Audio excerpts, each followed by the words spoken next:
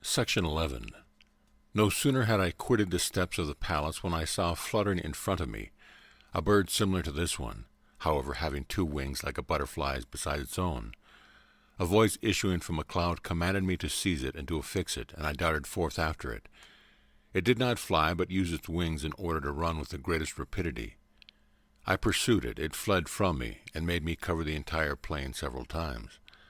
I followed it without pause. Finally, after pursuing it for 9 days, I forced it to enter the tower which I had seen in the distance as I was leaving. The walls of this edifice were of iron.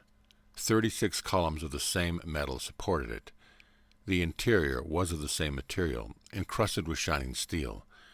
The foundations of the tower were so constructed as to be twice as deep in the earth as they were high above the ground.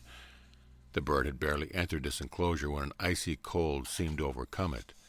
In vain it tried to move its numbed wings. It still fluttered, trying to flee, but so feebly that I reached it with the greatest ease.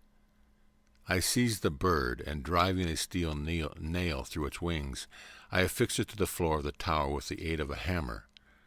Hardly had I finished when the bird acquired new strength. It did not move, however, but its eyes began to shine like topaz. I was gazing at it when my attention was attracted by a group in the center of the hall. It showed a handsome man in the prime of his life. In his hand he held a staff about which 2 serpents were interlaced. The young man was striving to escape a larger and more powerful man who wore a girdle and a helmet of iron surmounted by waving red plumes. Near him a sword lay on a buckler covered with hieroglyphs.